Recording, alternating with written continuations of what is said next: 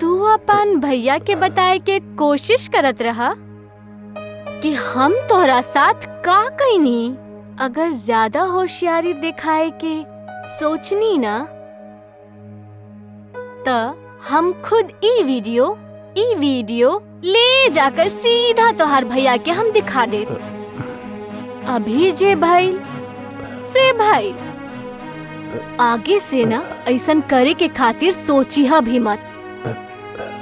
वैसे तोरा के छेड़े में बहुत मजा आवेला, काहे कि तू चीज ही ऐसन बाड़ा। हाँ। आकाश के जाए के बाद तू सीधा हमार कमरा में आ जाइहा।